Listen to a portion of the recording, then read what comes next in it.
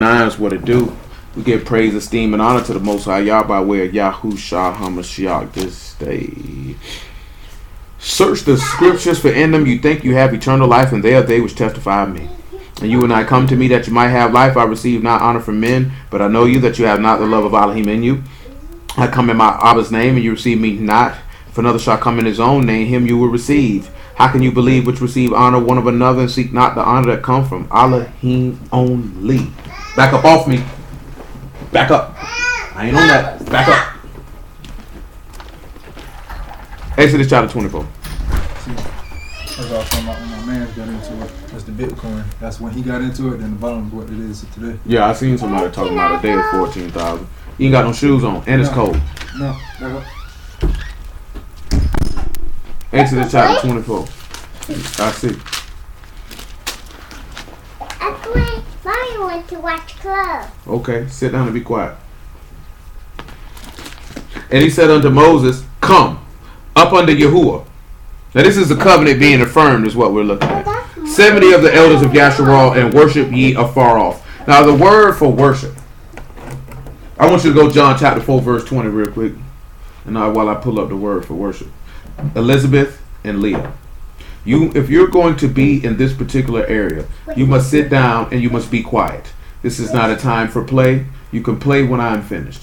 So you're going to have to leave that sandwich alone because you will not be over here making noise. Hello? Shalom. That is what you're not going to do.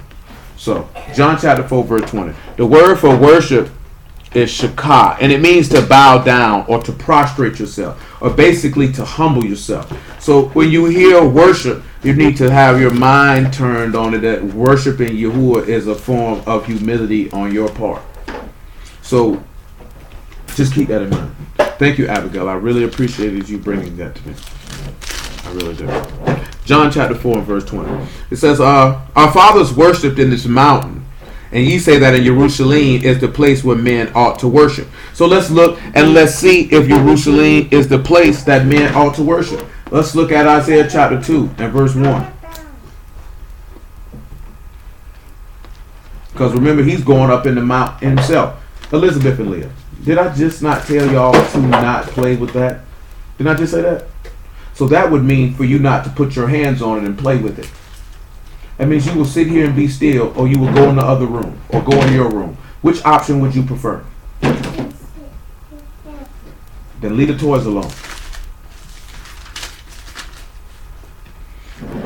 The word that Yeshayahu, this is Isaiah 2 and 1, the son of Amos saw concerning Yehuda and Jerusalem. It shall come to pass in the last days that the mountain of Yahuwah's house shall be established in the top of the mountains, and shall be exalted above the hills. And all nations shall flow unto it. And many people shall go and say, come ye, and let us go up to the mountain of Yahuwah, to the house of the Elohim of Jacob, and he will teach us of his ways, and we will walk in his paths. For out of Zion shall go forth the Torah and the word of Yahuwah from Jerusalem. So, as we swing back to John chapter 4, as we can see that mountain that we ought to worship in is in that particular city. The book, matter of fact, hold on, pause. Hebrews chapter 12.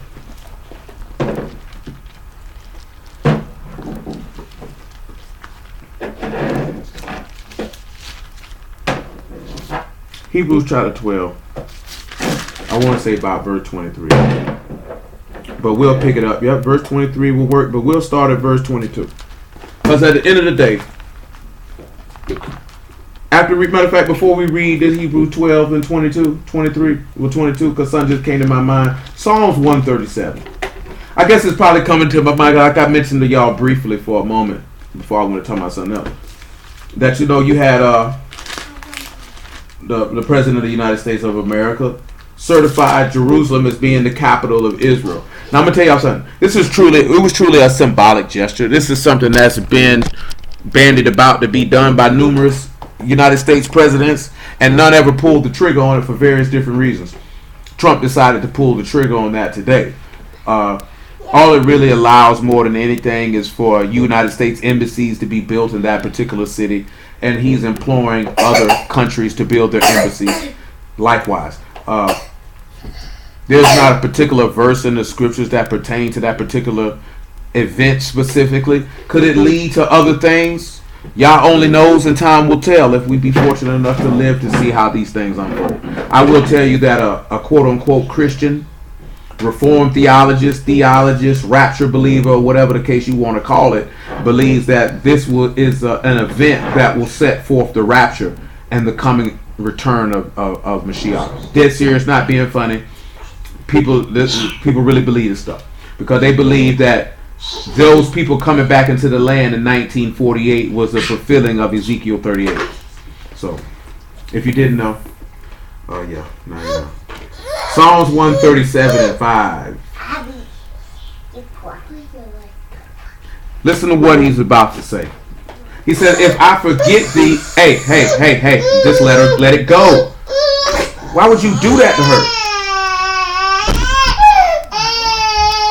It's not funny.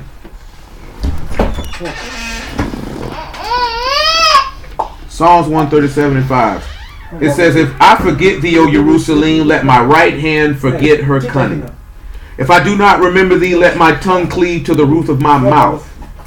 If I prefer not Jerusalem above my chief joy. Now, why would we read those particular verses? Because he said if he forgot Jerusalem for his right hand to forget its skill, and that to let his not be able to talk if he didn't remember Jerusalem and didn't prefer Jerusalem above anything that he could find joyful. Why is that important?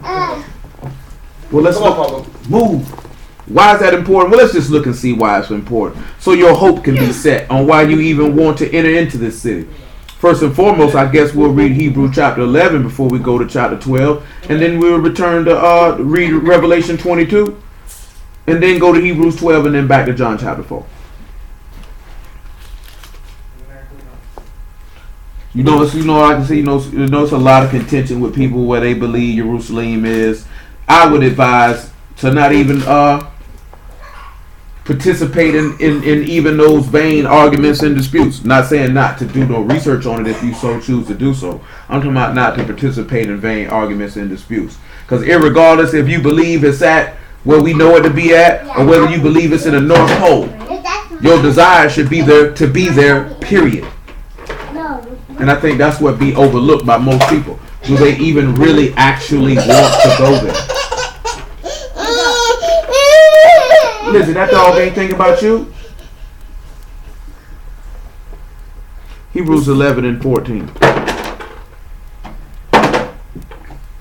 Actually, 11 and 13.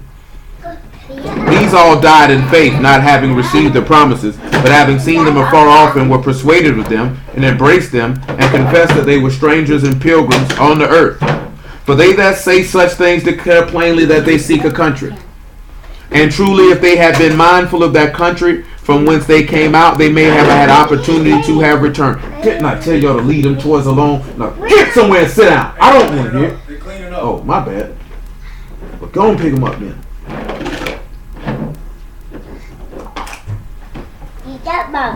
But now they desire a better country, that is a heavenly. Wherefore Elohim is not ashamed to be called their Elohim, for he hath prepared for them a city. So let's look at Revelation chapter 22. This is why you should have Jerusalem as your chief joy, and that you should never forget her, because this is a city prepared for you by your Elohim. And that if it's your desire to return there, then you are confessing that he is your Elohim, and you desire to be with him forevermore. 22 and 1. You put the toys up, Lizzie. I don't care to hear this. Get up and pick these toys up, Renee. And he showed me a pure river of water of life, clear as crystal, proceeding out of the throne of Elohim and of the Lamb. And in the midst of the street of it, on either side of the river, was there the tree of life, which bare 12 manner of fruits, and yielded her fruit every month. And the leaves of the tree were for the healing of the nations. And there shall be no more curse, but the throne of Elohim and of the Lamb shall be in it, and his servants shall serve it. And they shall see his face, and his name shall be in their foreheads. And there shall be no night there, and they shall need no candle, neither light of the sun. For Yahuwah Elohim give them light, and they shall reign forever and ever. No, why is this important? You know, in another place in Revelation, he tell you if you overcome that, you have right to the tree of life, which is in the midst of the paradise of Elohim. And the only way that he said he told them when we started in Exodus 24, what this even springing from, it's a matter of the fact that they worship or they bowed down or they prostrated or they humbled themselves before the living Elohim.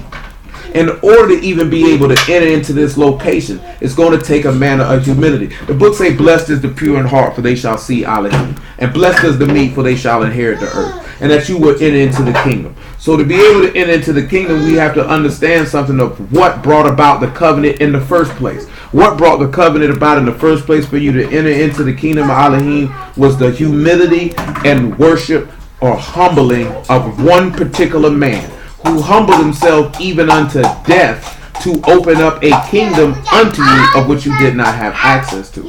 So in order for us to be able to enter into that same kingdom, that same thing has to occur. A covenant of sacrifice, a covenant of humility. Push it up. Hebrews chapter 12. Now move out the way. Hebrews 12 and 22. Hey. Y'all pick up the Go pick them toys. towards us.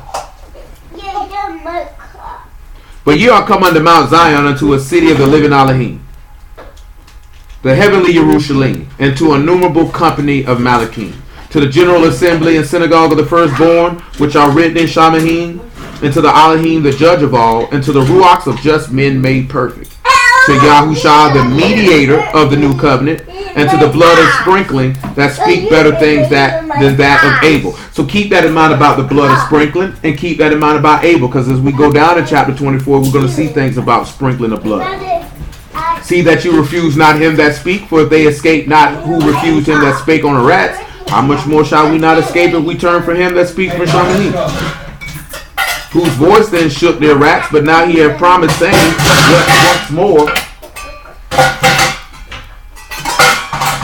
Yet once more I shake not a rat only, but also Shamahim.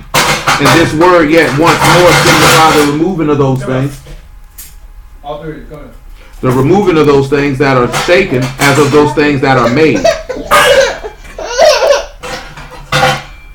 That those things which cannot be shaken may remain. Now we talked about that last week, about how the master said if you hear his words and do them, that he likens you to a man who built his house on a rock. You have to remember the key component in anything. It's just what he just stated. In the same way, what he's referring to is in Psalms 125. That if you can endure and not be moved even when things are shaken. See, Paul, since I said that. Romans chapter 8.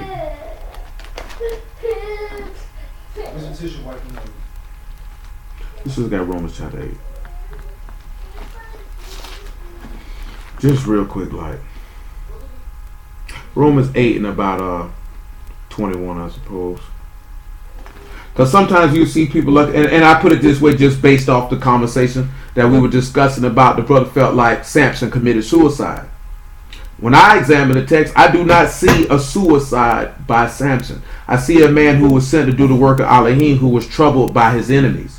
And then things ended up working out good on his behalf because he was chosen by Elohim. An individual looked like, well, how does it look like things worked out good on his behalf? He lost 2 of his eyes and he died. But in the process, Yahuwah was honored and esteemed upon his enemies who had worshipped idols. And all of those Philistines knew at the conclusion of their dealing with Samson that Yahuwah reigned in heaven and in earth, and it shows himself mighty on behalf of all those who love him. I guarantee you all of them learned and saw that day. Nevertheless, Romans 8:21. Because the creature itself also shall be delivered from the bondage of corruption and to the esteemed freedom of the children of Elohim. For we know that the whole creation groan and travail in pain together until now. And not only they, but ourselves also, which have the first fruits of the Ruach, even we ourselves groan within ourselves, waiting for the adoption, to wit, the redemption of the body. When this man is literally talking about groaning in yourself, you can see examples of what Mashiach groaned in himself, even at his death, even before that. It's because it's the desire to be changed. See, in this society, people might think it'd be a very weird thing to hear someone say how they would want to die. Paul said, for him to die is gain, because he would gain Mashiach, but it was more profitable for him to be alive for the people. Understanding that this is a time period where my body will be redeemed, so I know that I have this place in Jerusalem, which is my chief joy. Most people don't have that groaning desire to be clothed with their tabernacle from heaven, because they know that they're not going to receive such tabernacle. They're not going to receive that reward. Not, number one, because they don't trust in that reward, and number two, they don't trust in him who promised the reward to obey him in the first place to even receive it. Because the only thing we're looking to receive is things in this life and esteem and honor from men. So we have to make sure that we know that we're not going to be It doesn't matter what happens to you in your life. Nothing should shake you. See, a lot of people, they fall off the foundation of the rock because they get shaken when the things get a little rocky. Abigail, why did you? I don't even want to know. I'm just gonna move past that. I'm just gonna leave that alone. He said, for we are saved by hope. But hope that is seen is not hope. For what a man see, why doth he yet hope for?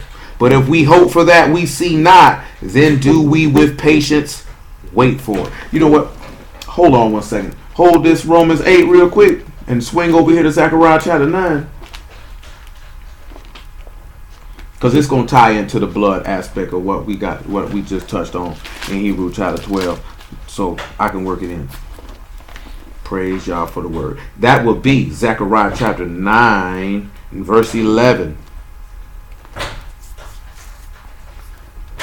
It says, as for thee also, by the blood of thy covenant, I have sent forth thy prisoners out of the pit, wherein is no water. Now this is also another place where you can use for this as looking at understanding why those men resurrected in Matthew 27. But that's not why we're there. He said, by the blood of the covenant, it caused those who were in prison to come out of the grave.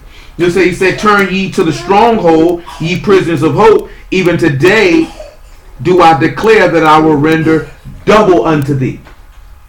So these prisoners of hope who came up out of this pit where there was no water, they were already slaves to the living Elohim before this, and it's the blood of this covenant caused them to come out of said pit where there was no means of eternal life.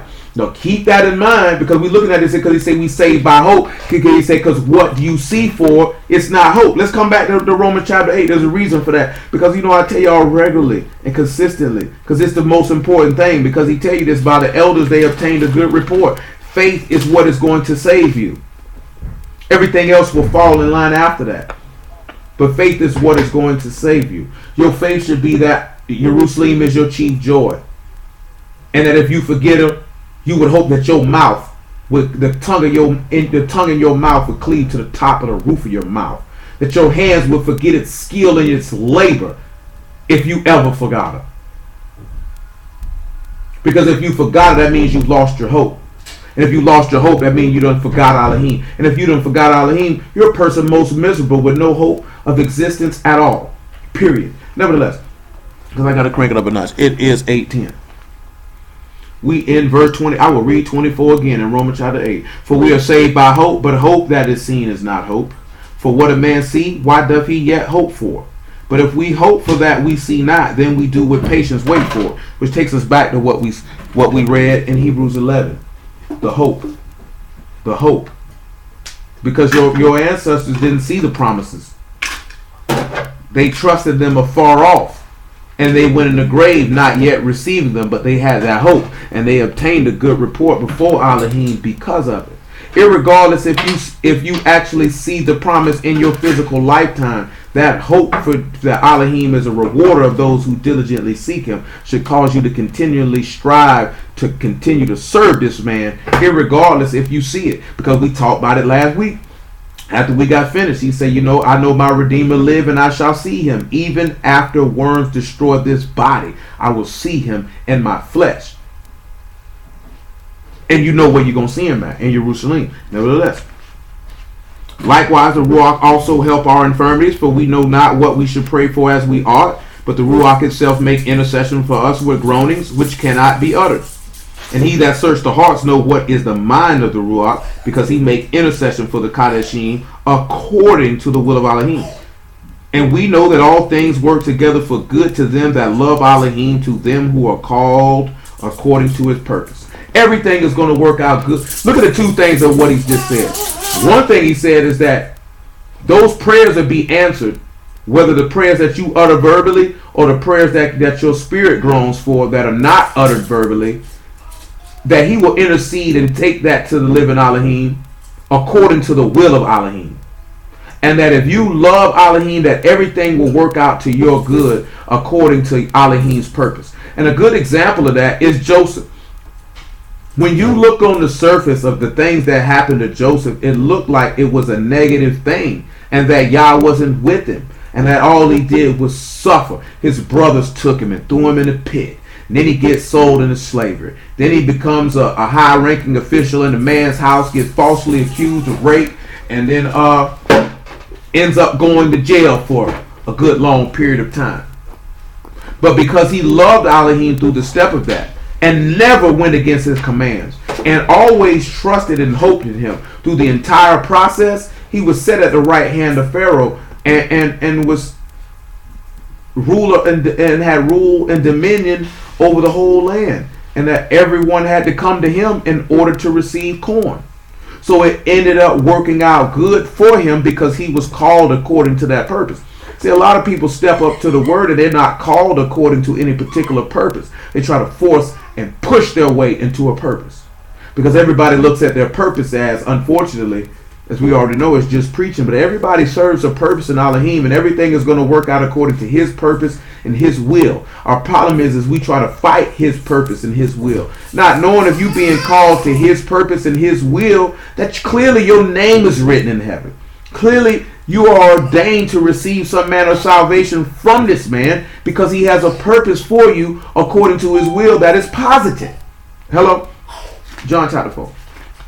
Yeah, that's Dan. What's that, Mr. Murray? You have to think about that. You have to weigh that out in your brain.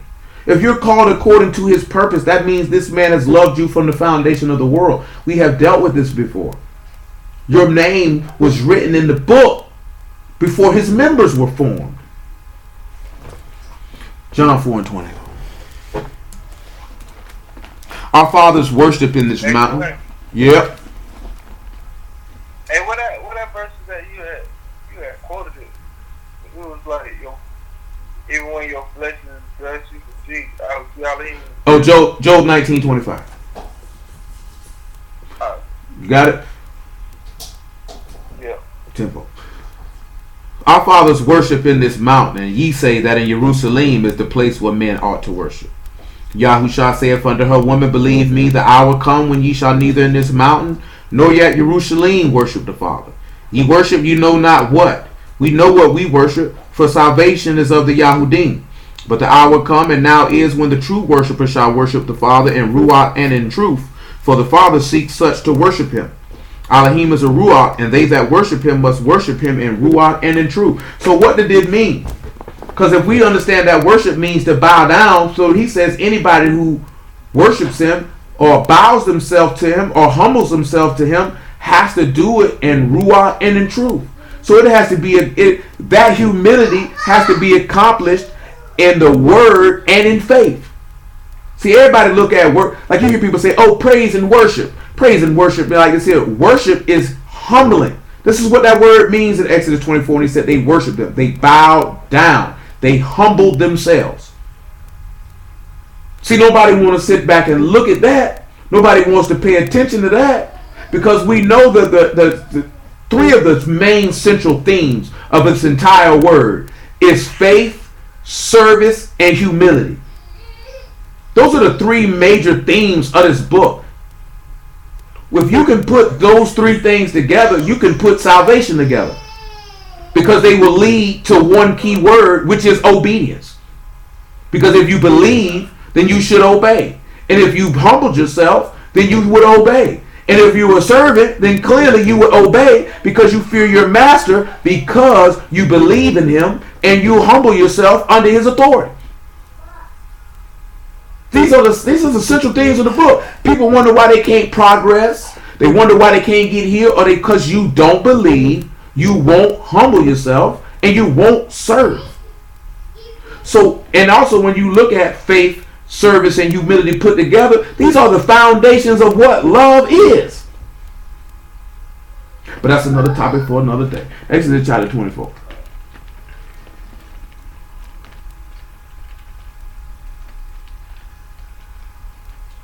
Exodus chapter 24. So we in verse 2, I believe. Look what it says in verse 2. And Moses alone shall come near Yahuwah, but they shall not come nigh, neither shall the people go up with him. So he was letting know that Aaron, Nadab, and Abihu, and the elders, they couldn't come. Only Moses could go.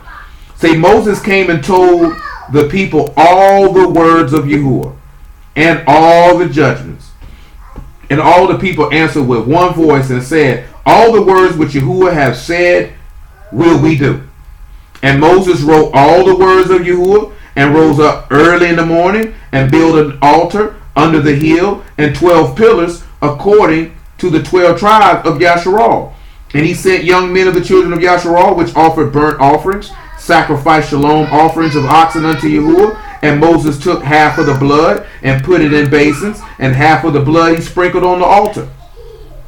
And he took the book of the covenant and read in the audience of the people. And they said, all that Yahuwah have said will we do, and be obedient. And Moses took the blood and sprinkled it on the people, and said, behold, the blood of the covenant which Yahuwah have made with you concerning all these words. Now I'm going to ask y'all a question. And it's borderline a trick question. It's not meant to be a trick question, though. When we look at verse 7, and he says he took the book of the covenant and read it in the audience of the people. And the people said, all that Yahuwah have said will we do, and be obedient. Where can we see this happening in the sufferings of our Savior? Can anybody think of anything that would be remotely paralleling this particular event which we're reading? Right here in verse 7 specifically. You know, I'll give you a few seconds to ponder upon it. There's no need to rush.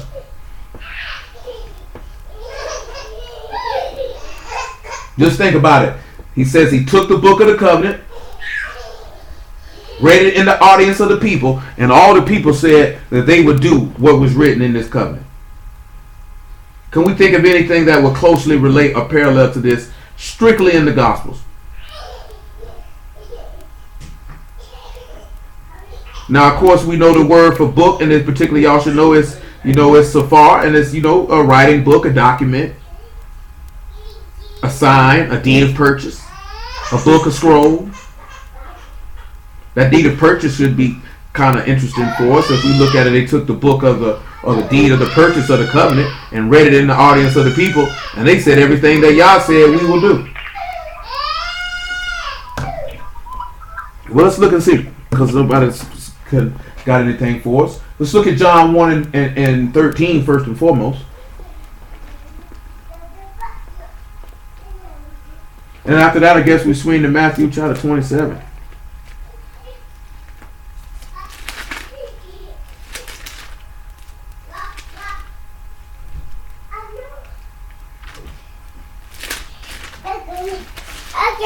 I don't want to. Yeah, I know. You better pop your butt back in that room. Well, we can read verse 12. John 1 and 12. But as many as received him, to them gave he power to become the sons of Elohim, to them that believe on his name, which were born not of blood, nor the will of the flesh, nor the will of man, but of Elohim. And the word was made flesh and dwelt among us, and we beheld his esteem, the esteem as of the only begotten of Abba, full of favor and truth. John bare witness of him and cried, saying, this is he of whom I spake. He that come after me is preferred before me, for he was before me. And of his fullness have we all received, and favor. Back up. Come here. Favor for favor. For Torah was given by Moses, but favor and truth came by Yahushua HaMashiach. Now y'all should know when he say that the law was given by Moses, but the mercy of Elohim and faith was not given by the law. The law could not produce that. We know that. We understand that. We came here to read that for one simple fact, because it said the word was made flesh, or the safar was made flesh, the book was made flesh, or your deed of purchase. because we know from Matthew chapter 20 that he said he didn't came to be served, but to serve and to make his life a ransom for many. So he came to purchase you or to buy you back. We know what he came to buy us back from. He came to purchase us back from death. That's why I say the wages of sin is death. The payment for sin is dying. So in order to take that back, he had to be that purchase for death. We have to understand that this is what seals the covenant. So let's see if the book was read in the audience of the people, and let's see if they said everything that you say to do, we'll do. Let's look at Matthew chapter 27.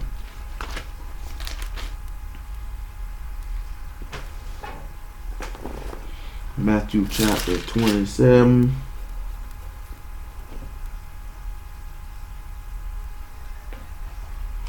Verse 19. When he was sat down on the judgment seat, his wife sent unto him, saying, Have thou nothing to do with that just man? For I have suffered many things this day in a dream because of it. But the chief priests and elders persuaded the multitude that they should ask Barabbas and destroy Yahushua.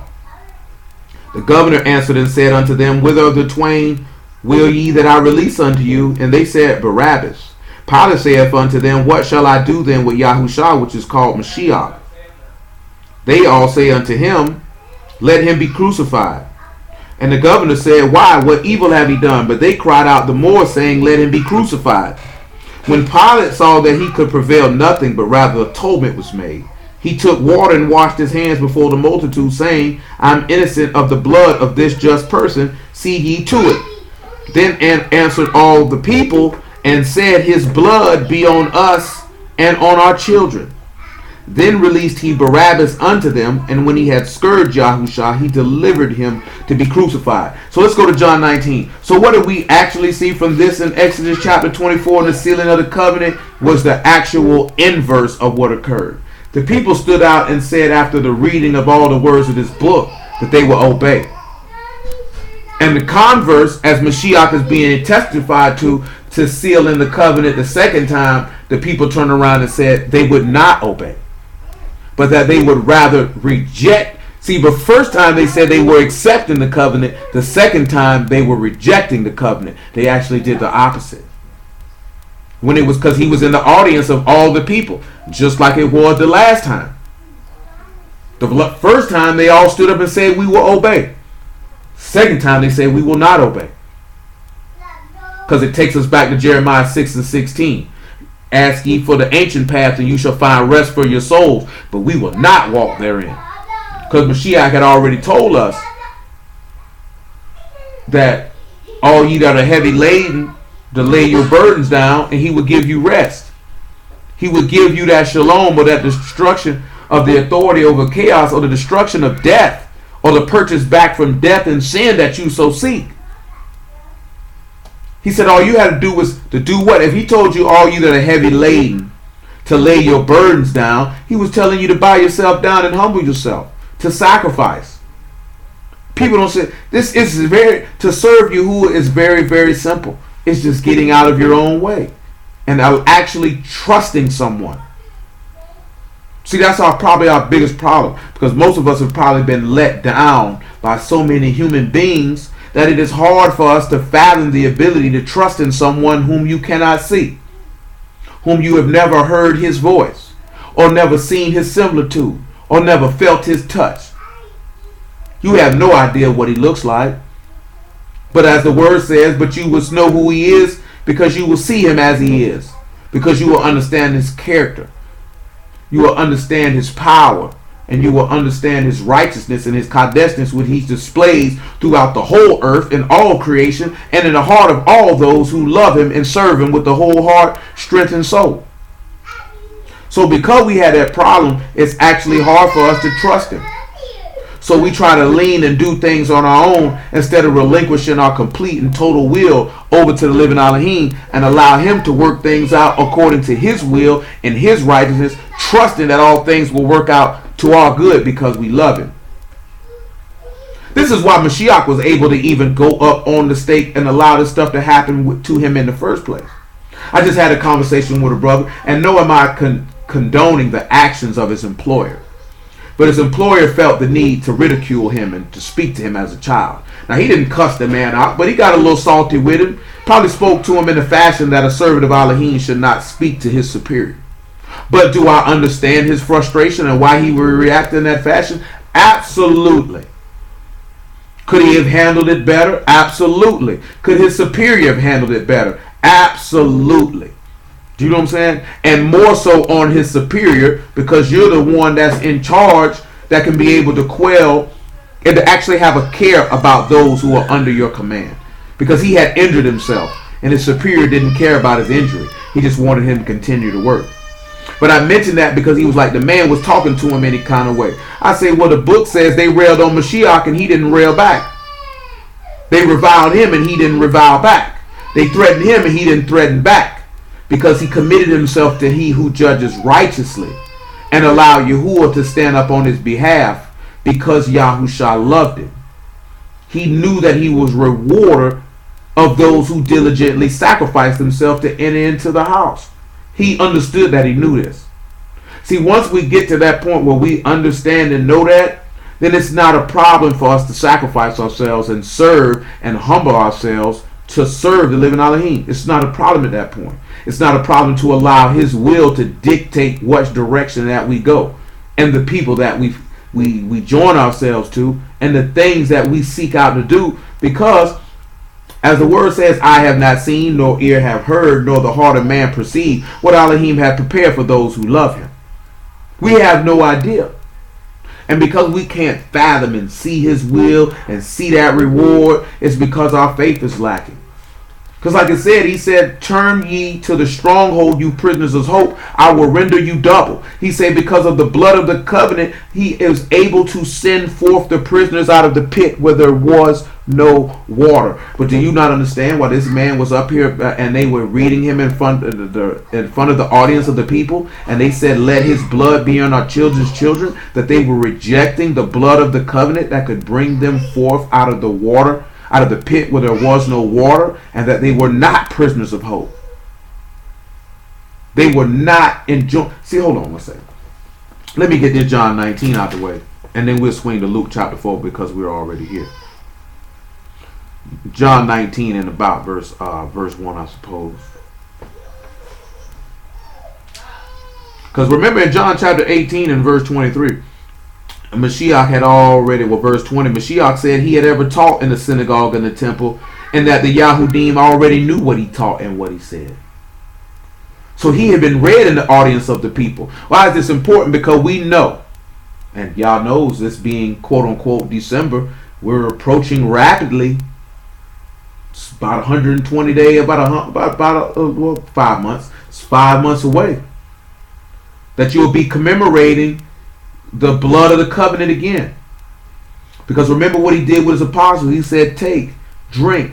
This is my blood shed for many for the remission of sins. This is the blood of the new covenant to cause you to be enjoined in the covenant, to be affirmed that Yahuwah is your Elohim and we are his people.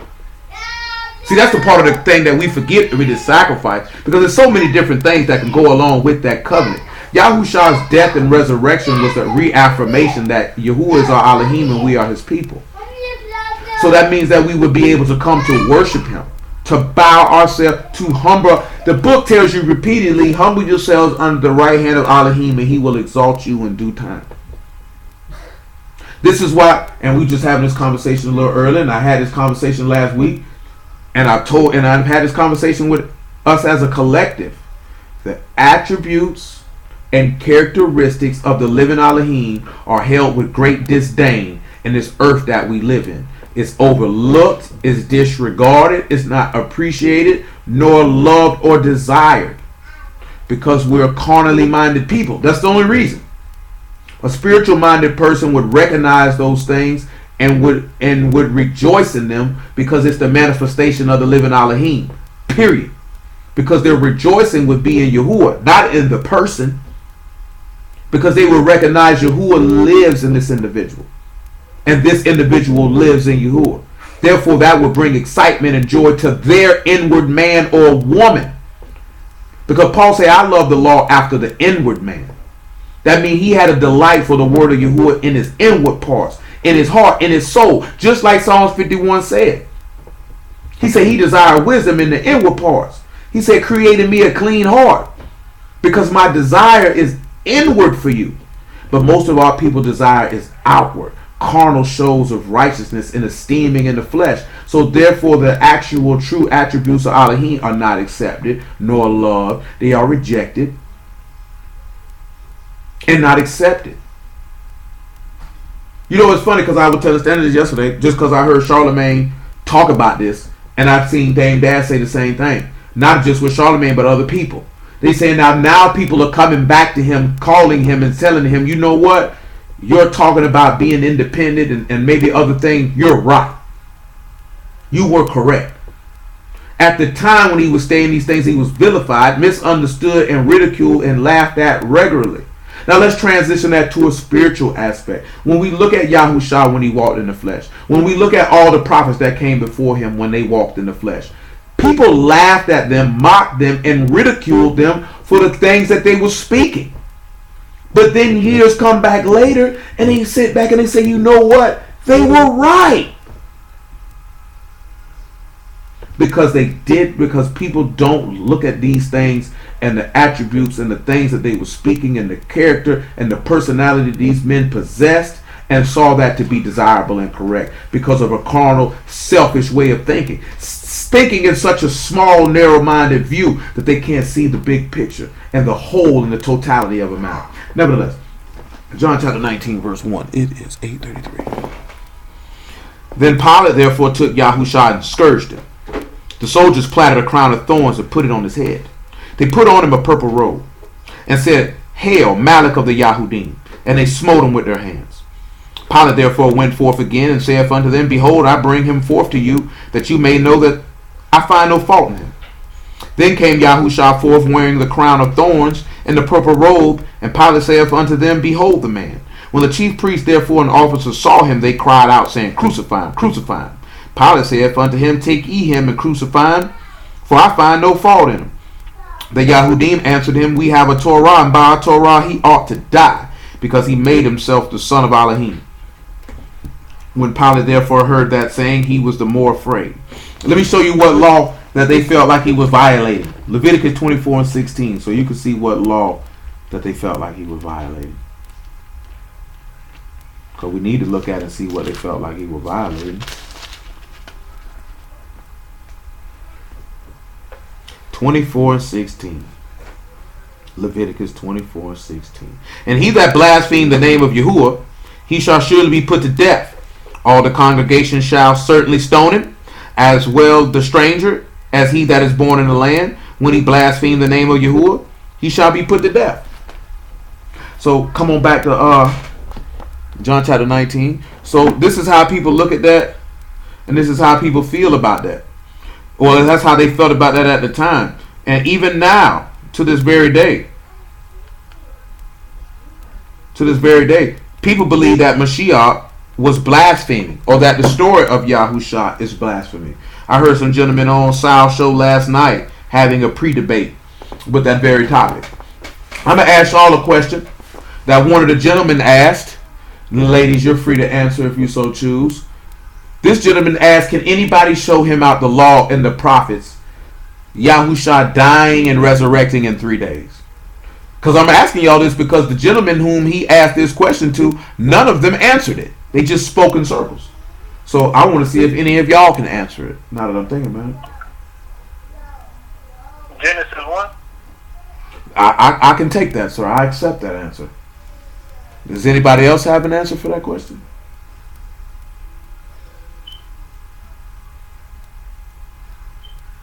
I'll take that silence as it doesn't say Jonah. Yeah, I mean, yeah, you got Jonah. One of them did say Jonah. But yeah, what was the question? The dude asked, can anyone show him out the scriptures a man dying and being in the grave 3 days and resurrecting from the dead? Basically, Yahushua's claim that he would resurrect from the dead in 3 days. I think more than likely in his question, he wanted one particular verse that said that versus putting the story together. Go ahead, Stan. No, I just think about that story with Elisha. He touched the bones and that man raised from the dead. But I don't think that probably answers your question. It is a man raising from the dead. It wouldn't go. I'm just sitting here telling you because we're not trying to sit back to see if that gentleman would accept the question. I'm just trying to see if any of y'all would be able to answer the question, period, irregardless if the gentleman who asked it to you would accept your answer. Because I heard him ask these men this and none of these men answered his question, which strengthened him and emboldened him in his blasphemy of the Son of the living Elohim, therefore blasting the Father of the Son of the living Elohim because of their inability to answer his question.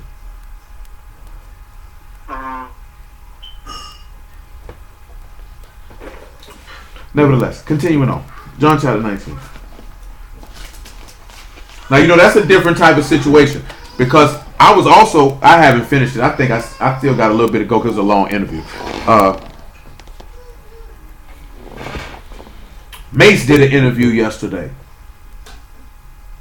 So in his interview, as Angie Martinez is asking him about his religion, because people got a problem with Mace because you were a rapper, now you're a pastor, now you're coming back to rap, now you're a pastor, and he feels like, okay, I can balance the two.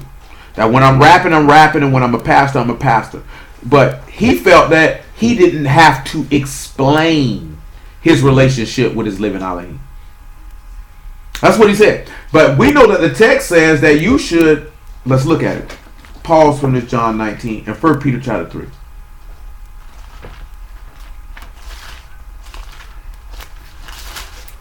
And he's quoting the book of Isaiah, just so you know. 8th chapter to be specific. 3 and 13. 1 Peter 3 and 13. And who is he that will harm you if you be followers of that which is good? And if you suffer for righteousness' sake, Baruch are ye. And be not afraid of the terror, neither be troubled. But sanctify Yahuwah Elohim in your hearts, and be ready always to give an answer to every man that asks you for the reason of the hope that is in you, with meekness and fear. Having a good conscience, that whereas they speak evil of you as of evildoers, they may be ashamed that falsely accuse your good behavior in Mashiach. Now, of course, he's talking about an individual who is being persecuted, specifically. But notice that he said that you should always be ready to give a man an answer for the reason of the hope that is in you. So for the process that people think that you don't have to explain why you believe what you believe is asinine. Do you have the need to have to explain to someone who you know has no desire to understand why you believe what you believe, or is trying to argue? That's where your wisdom and your discernment come in at.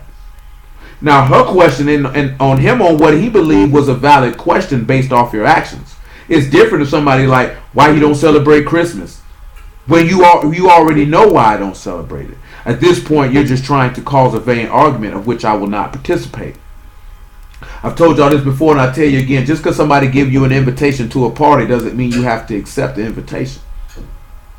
Just because someone invites you to an argument does not mean you have to participate in the argument. You can walk away. Sometimes you don't have to defend your faith or give reason for the reason of hope that is in you when you see that it is vain and it's for strife and for contention. Sometimes it needs to be let known because this is the reason why I have hope. This is the reason why I stand firm, because of my hope in this covenant. Come back to John chapter 19. Because we know the hope in that covenant is the hope in Elohim, that he will do. Remember, he said he is merciful that all those who love him and keep his commandment. He says in his law, he keeps covenant with them who love him. So you understand that covenant is a promise from Yahuwah to stand righteously, firmly, and solidly in every single solitary thing that he said he will do. So you hold to that covenant because you know he's going to hold up his end of the bargain. He's going to keep his word in that contract and that agreement. Therefore, this is why you have reason for hope. This is why you're a prisoner of hope. This is why you can come up out of the pit where there was no water by the blood of the covenant which was shed for you. Nevertheless, let's finish this John 19 and then slide to Luke chapter 4. We're in verse 8.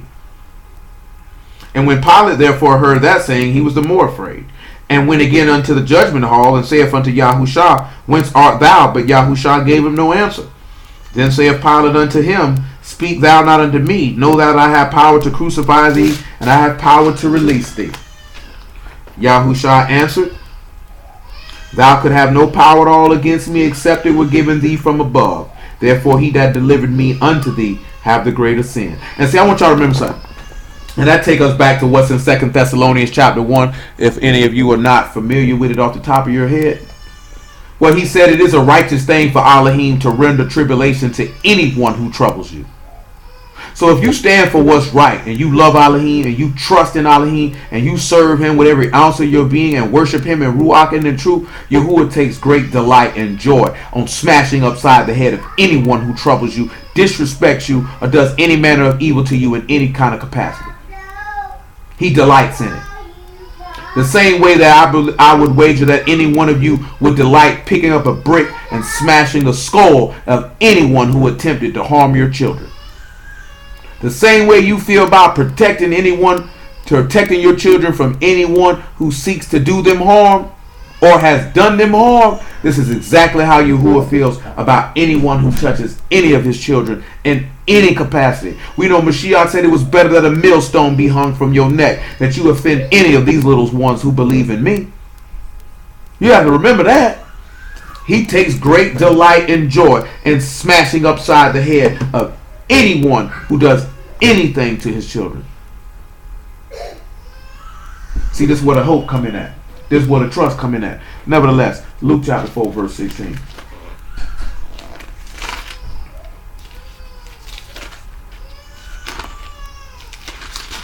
You know, we just laying the groundwork because this covenant playing us a lot to it. Of course, we'll end up coming back to that particular matter and touching it in different fashions just because of the different ways that it is spoke of and manifested throughout the course of the law. Yahuwah willing, of course. He came to Nazareth where he had been brought up, as his custom was. He went into the synagogue on the Shabbat day and stood up for to read. And there was delivered unto him the book of the prophet Yeshayahu, and when he opened the book, he found the place where it was written, The Ruach of Yahuwah is upon me, because he have anointed me to preach the Besorah to the poor, or to the humble, to those who've been bowed down, or basically to those who worship him, for lack of a better term. He has sent me to heal the brokenhearted and to preach deliverance to the captives. Because remember, by the blood of the covenant, the prisoners of the pit have been taken out of the pit where there was no water.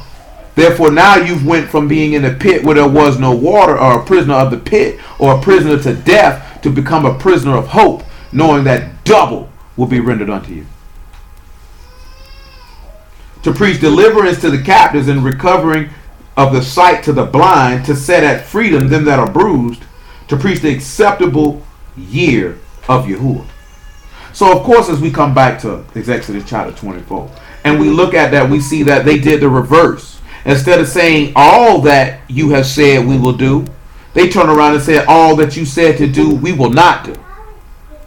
And to let that blood of that covenant be on us. Not for our good, but for our death. They did the opposite. Nevertheless, Exodus chapter 24.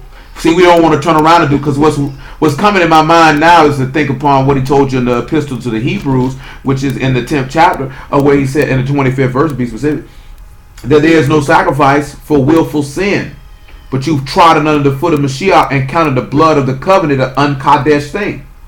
See, when they received the blood of the covenant in Exodus 24, they counted it as a kadesh thing because they said everything in it, everything about it, we will do this, we will keep it. Versus conversely, during the time of Mashiach, they said we don't count this as a blood of this covenant as a set apart thing. Therefore, we reject it. So we got to look at and see the difference. Because in essence, they rejected it the first time as well.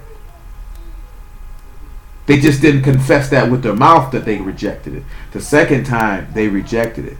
But that man did that in order to that salvation could be preached to those who were captive, or to those prisoners who were in the pit where there was no water, who had no hope. Since I said they had no hope, 1 Corinthians chapter 15.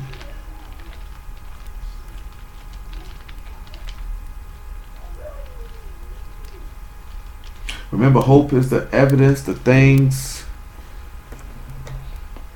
not seen. Let's look at and see what the Hebrew word for hope is in that Zechariah 9, though. Let's see what we get for that, though.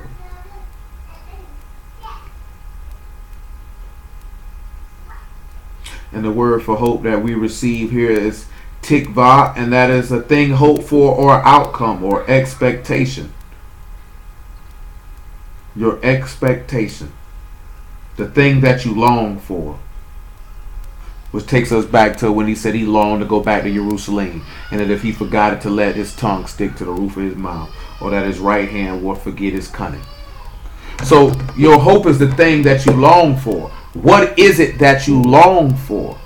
You long for the redemption of your body, like we read in Romans chapter 8, which we look at the affirmation of this covenant in Exodus chapter 24 is even detailing us and dealing with in the first place, which we know Mashiach had to come back and reaffirm that same covenant. Because what was the expectation that they longed for at that time? It was to enter into the land which he promised to our fathers, Abraham, Isaac, and Jacob, because he had already delivered them from the Egyptians. Now they were longing for to enter into the promise of which he swore unto them.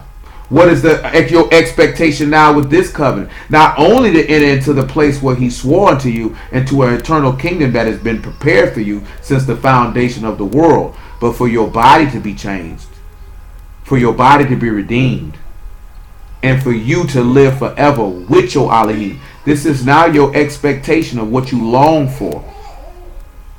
I would hope. For some people, I don't think this is what they long for. This is not their expectation from Yahuwah. I think a lot of people are expecting a lot of other things for a lot of wrong reasons. 1 Corinthians 15 and verse 11, I suppose. Therefore, whether it were I or they, so we preach, and so ye believe. Now, if Mashiach be preached that he rose from the dead, how say some among you that there is no resurrection of the dead?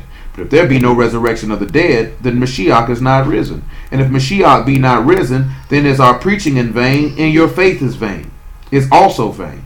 Yea, and we are found false witnesses of Elohim, because we have testified of Elohim that he raised up Mashiach, whom he raised not up, if so be that the dead rise not. If the dead rise not, then is not Mashiach raised. And if Mashiach be not raised, your faith is vain, and ye are yet in your sins. Then they also which are fallen asleep in Mashiach are perished. If then in this life only we have hope in Mashiach, we are all men most miserable. But now is Mashiach risen from the dead, and become the first fruits of them that slept. So without this resurrection, we have no hope. We have no expectation or outcome, because we know that we're going to perish. And that's why he said he came to preach deliverance to the captives, which also could take you to him preaching to the spirits in prison. He came to free us from the grave, to free us from death. This is what the affirmation of this covenant is about. Yes, on the natural level, it's to reaffirm that with the covenant. Well, not even that, because the covenant with Abraham, Isaac, and Jacob had never been broken. We broke it, but Yah said I had to make a new one. And he had to make a new one for the purpose of your sins being forgiven. Because there was no means or way for your sins to be forgiven under the other covenant. Because there was no provision for that. Which we'll deal with that in the course of this week, Yahuwah willing. Exodus chapter 24. Because I got 10 minutes. And we got to get out of here.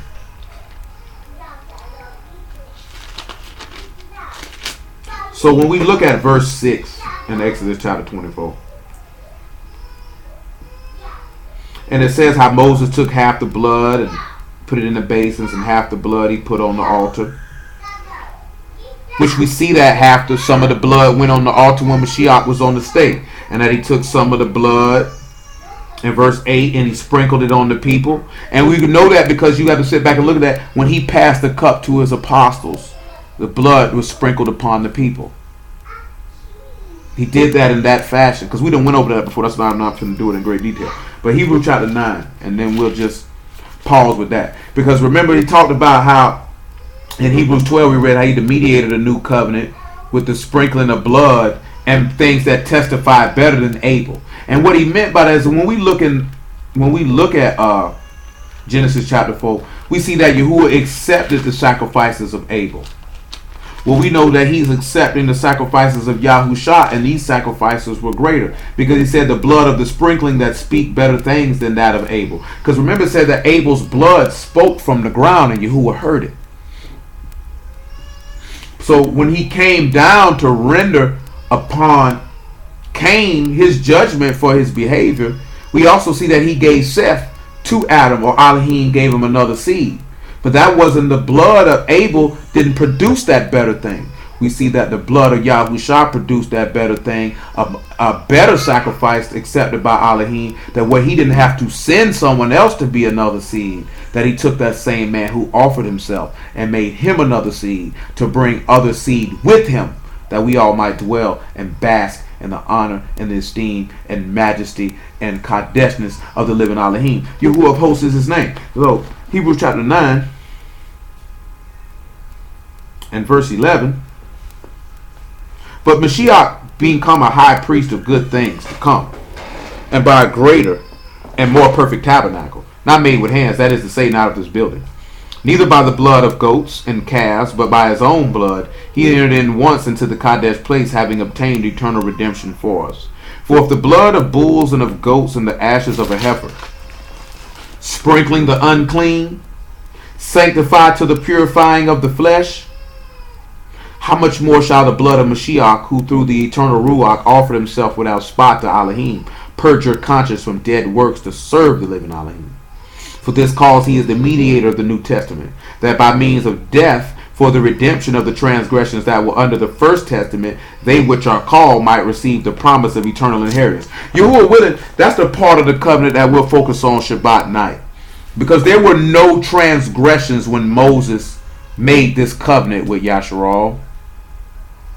There were no transgressions at that point that they needed to make a covenant for them to be forgiven for. So that's the difference that we will begin to look at, Yahuwah willing, on Shabbat. For where a testament is, there must also of necessity be the death of the testator.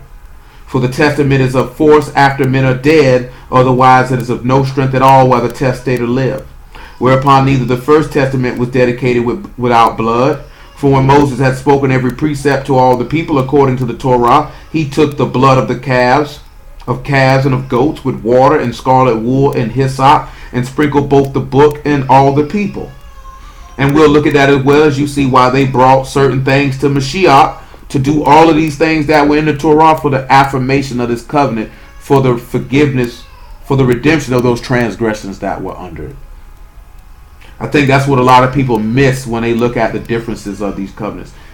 Saying this is the blood of the testament which Elohim have enjoined unto you. Moreover, he sprinkled both the blood with blood, both the tabernacle and the vessels of the ministry. And almost all things are by the Torah purged with blood. Without shedding of blood is no remission. So, and that's what we'll examine. We'll sit back and look at. From the time they came up out of Egypt, can we see something to where he would have had to shed blood to forgive them for their sins? Because if we look at that first covenant, then we would see why there would have to be a need for a second. Because when that covenant was sealed, there were no transgressions for them to be redeemed from. They were being redeemed, and that's how you're going to see the difference. That covenant was setting them up for them to be redeemed from the house of bondmen, and to fulfill the covenant that he swore to Abraham, Isaac, and Jacob. Not a covenant where they needed to be redeemed from transgressions. So Yahuwah willing on Shabbat, that's the two things that we will compare and look at the difference between the two. So hallelujah for Yahusha and the word, and we will stop it right there.